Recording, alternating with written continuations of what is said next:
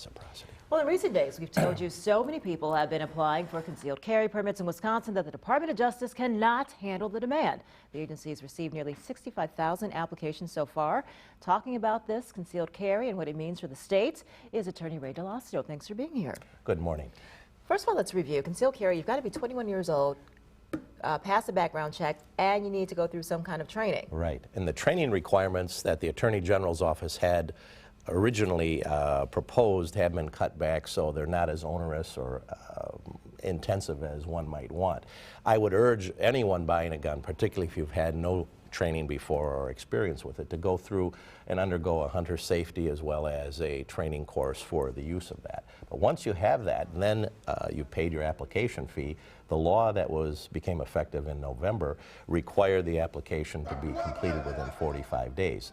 And they have a tremendous backlog. As you said, there's been over 60,000 applications, about 30,000 granted, about 900 have been denied, and they're not able to do it, despite the new employees who they brought on. And the fee is generated from the applications for the concealed carry permits. That's We're supposed to help, hire these extra people. So what does that mean? Does the state face any penalties if they don't get these permits pushed out? No, the Justice Department and the state is not going to face a penalty. The legislature has enacted some additional appropriation to get some employees on there, nor does it, on the flip side, give you an automatic right to the permit because of a delay. However, they're trying their best to get this backlog cleared up, and it's had an effect on other areas of the Justice Department, like open records requests. I have a number of them pending, and those have been put off several months because they're pulling people from other administrative offices and areas to deal with the gun permit.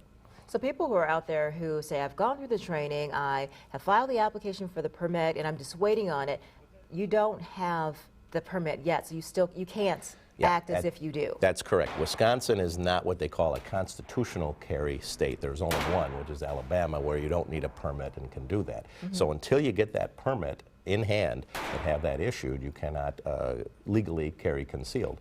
And also, a lot of people are wondering, well, what happens, does my Wisconsin permit allow me to carry concealed in other states? Illinois, Minnesota. Illinois, definitely not. Because Wisconsin and Illinois were the last two states that did not have concealed carry laws.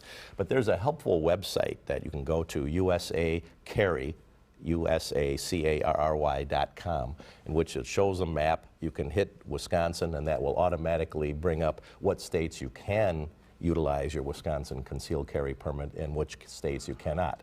So and that's interesting. important. That bears repeating. Illinois, you cannot conceal That's carry, correct. And that's illegal. That's illegal, very close, and so you really need to consider that if you're headed down that way. Ray DeLosto, thank you so much. Thank you much, and Happy New Year. Same to you. All right, it's 7:45. Let's go now.